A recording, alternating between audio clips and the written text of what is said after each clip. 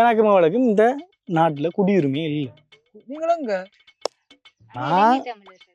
நாங்கள் இங்கதானே பிறந்தாங்க 2 பேரும். இங்க பிறந்தா உங்களுக்கு தெரியணுமே. இல்ல நாங்கள்னா எங்களோட அம்மா அப்பா தெல்லிப்பள்ளியில பிறந்தது. அதாவது யாழ்ப்பாணத்துல இருக்கிற தெல்லிப்பள்ளியில, யாழ்ப்பாணத்துல ஜெஃப்னால தெல்லிப்பள்ளி இருக்குது, அங்க தானே பிறந்தாங்க.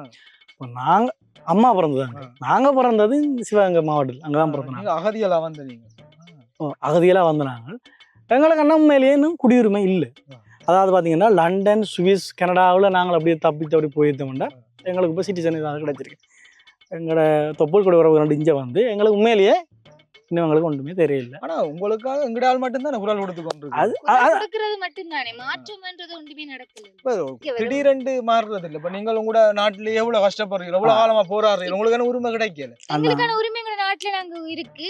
வேற நாடுகள்ல போய் எங்களுடைய நாட்டு மக்கள் வந்து அங்க சிட்டிசன்ஷிப்ல இருக்கிறாங்க. இந்த இந்தியால மட்டும்தான் வந்து நீங்க எங்களை இன்னுமே அகதிகளா வச்சிருக்கீங்க.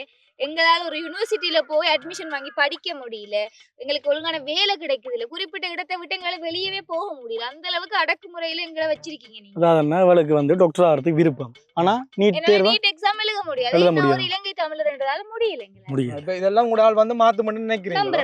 அண்ணா அதானே என்ன சொன்னேன், திருப்பவும் சொல்றேன், எனக்கு உங்களுடைய ஆலயம் பிடிக்கும், எங்களுடைய ஆலயம் பிடிக்கும். எங்களுக்கு வந்து 2 பேர்ல அதான் சொன்னேன், யாருக்கு போட் போறோன்னு ஒரே கன்ஃபியூஸா இருக்குது என்ன. ஆனா இப்ப இருக்க அரசியல்வாதிகள் என்ன செய்யறாங்க, இவர் என்ன செய்யறாரு, நடிப்பை விட்டு அரசியலுக்கு போறாரு, அவங்க அரசியல் இருந்து நடிப்பை பாக்குறாங்க. இதுக்கும் அதுக்கும் ஒரு வித்தியாசமே இல்லையா. என்னதான் சொன்னாலும் எங்கடையால் தான் உங்களுக்காக கடைசி அது சரியா நாட்டு மக்களுக்காக எங்கடையால் தான் 2 பேரையும் குரல் கொடுத்து கொண்டிருக்கு. வேற ஒரு ஆள் கதைக்குதுன்னு சொல்லுங்க, அதை ஏற்றுக்கொள்றேன். உண்மையிலேயே அந்த ஆள் வந்து நிறைய இடத்த எங்களை பற்றி காய்ச்சிருக்கு, எங்களுக்காக காய்ச்சிருக்கு, உண்மையை காய்ச்சி கொண்டே இருக்குது. அந்த ஆள் மட்டும்தான் கதைக்குது. நாங்க சொல்றோம், நீங்க கதைச்சு கொண்டிருக்கீங்க, பிழை இல்ல.